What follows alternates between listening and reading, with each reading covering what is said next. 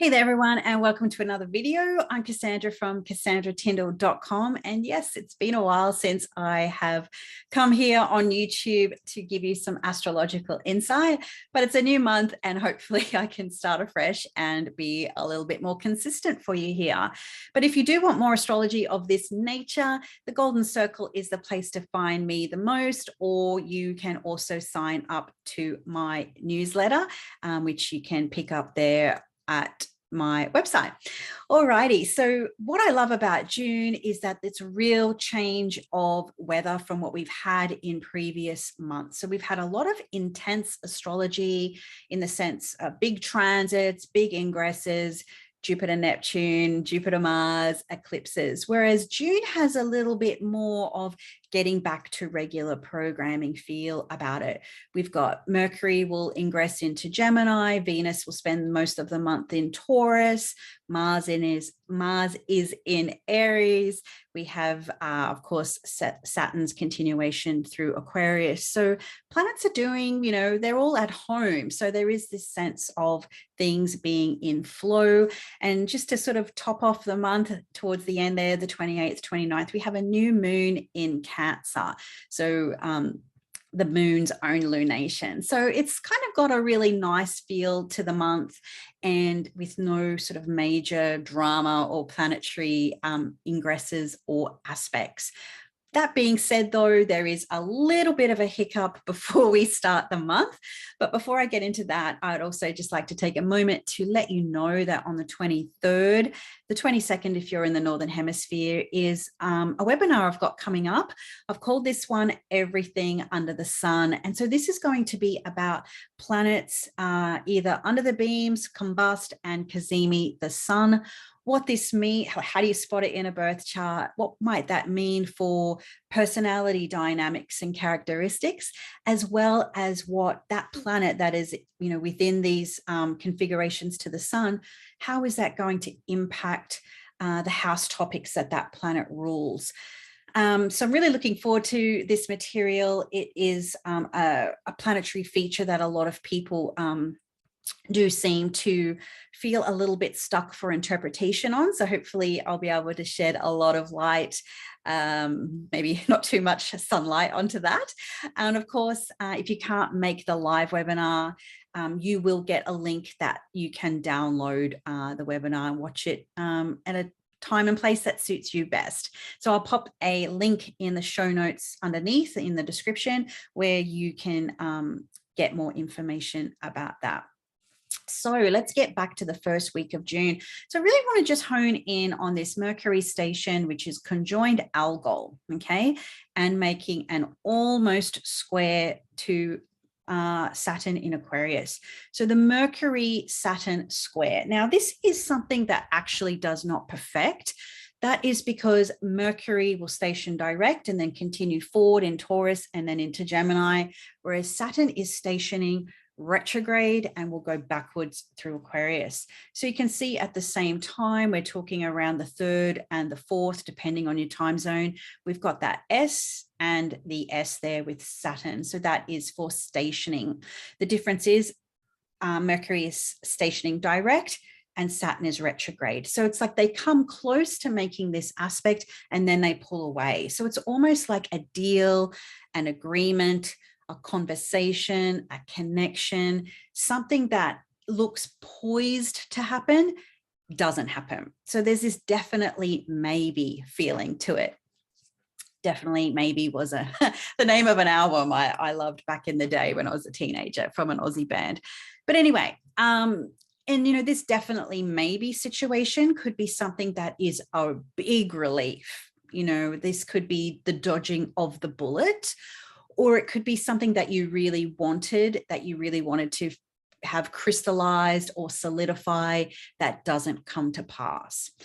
Now, so this could go either way depending on the situation. So if it's a dodging the bullet situation, well, maybe, a deal or a contract falls through and it turned out to be for the best, even though it may not feel like it at the time. Or it could also be, you know, will he call me back, or will I get the job? Those sorts of situations would probably not come to pass. And there may be this, regardless of what happens, there's still this level of maybe disappointment or worry to it. Now, obviously, this almost square is a factor and a feature. But what I've really honed in with this particular aspect is the fact that Mercury stations on Algol and also reactivates the opening eclipse of the current eclipse cycle that we're in. So back in November, we had a lunar eclipse in Taurus, which was 27 degrees, and conjunct Algol, which lives at 26. So there's this repetition of theme here, something that was poised or promised to happen, but doesn't. And for us individually, this could be good or bad, depending on the circumstances. So I could talk to you till Christmas about what that could mean. Again, always personalize this by looking at what is the Taurus house, what is the Aquarius house in your own birth chart. Obviously, there's this idea of Mercury being conversations, it's about communication, it's about money, it's about deals, contracts, agreements. So if we're talking about buying and selling of real estate, for instance, and then we've got Saturn, which is the contract, the law, the boxes you have to tick, the I's you have to dot, and the T's you have to cross. And there's this sort of like, is there a loophole, or is there something that I can maybe renege something or change my mind about something? How much wiggle room have I got? But to me, there's almost maybe a get out of jail free card with this potentially for some people. But again, there's still that worry and that stress. And as I said, that's what I want to hone in on, because this is something that a lot of people ask about, because when we have transits to Algol, people will start to go, oh, but I've got a planet, or I've got a point at around 26 Taurus.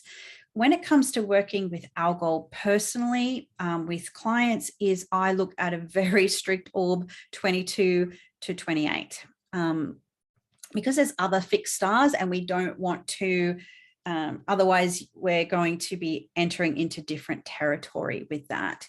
Now, yes, Caput Algol loosely translates to the head of the ghoul.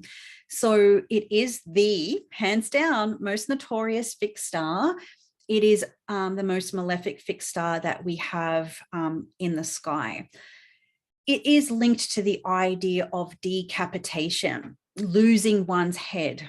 And so in our modern day, we will lose our head over things. We will worry, we will stress, we will churn in the mind, particularly this station is Mercury after all, churn our mind of what we're worried about, the thoughts that continue to circle.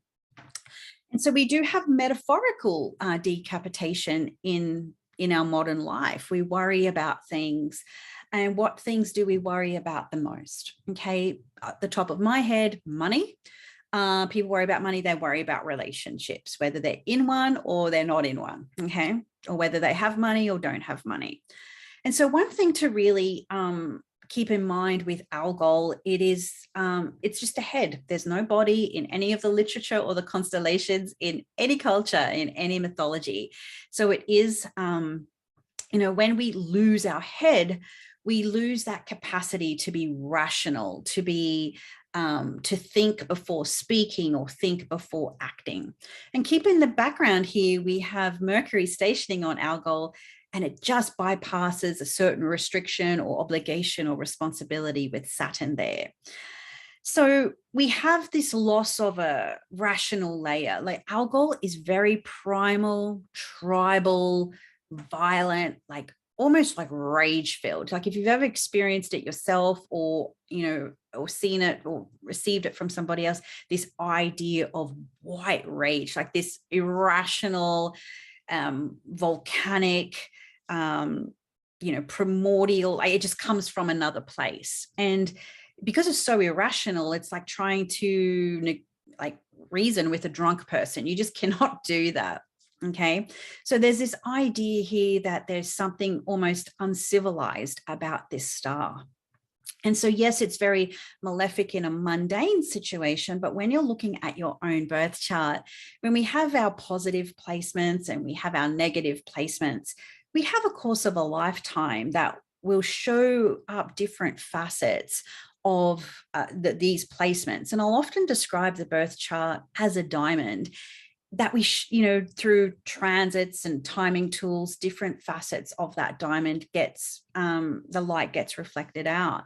So just because you have a planet or a point at around 22 to 28 Taurus doesn't mean that everything's bad. Everything, it can still bring worry, it can bring concern, it can bring negative experiences, but it doesn't always have to be bad.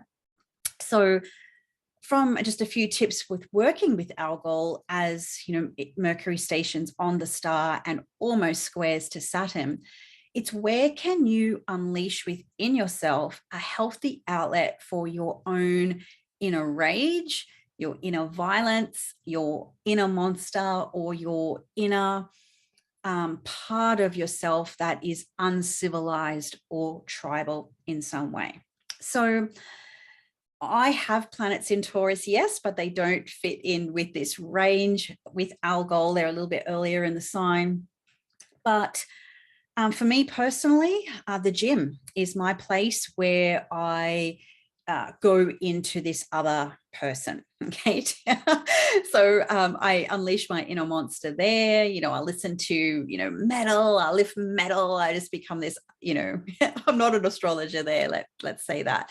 So, you might have a place in your own life. This could be a creative outlet that you're deeply passionate about: music, film. It doesn't even have to do with violence or anything. You just, whatever totally consumes you to the point where it's irrational. And this might be, creating something, making something, getting lost in the garden, and then your partner is like, come back in here and do that. And you just so like head first focused on the thing. But more often than not, there is this level of danger or a lack of safety with Algol. There's this verging on the civilized and the uncivilized. And, the letter of the law is what really determines that, right? What the consequences are for uncivilized actions. And this dodging to Saturn, like there's something to consider about that, at least on the collective framework, like where has law, restrictions, boundaries, this tightening, like we've all experienced in the last few years, how has that impacted our ability to just be like this human experience? It's definitely a thing. So one idea about that, I feel that it really encapsulates what I've always kind of thought and explored with Algol is said by Jordan Peterson, and I realize not everybody likes him, but he does have Algol on the ascendant, and he often speaks about where we find real virtue is pretty much like feeding that beast or feeding that monster within you, developing it, but then learning to control it. And that's what really makes you powerful. And powerful is literally just being about competent. So this might mean with Mercury stationing and squaring Saturn, it's almost like where do you have to go outside the limit or the boundary to find your level of power or competence?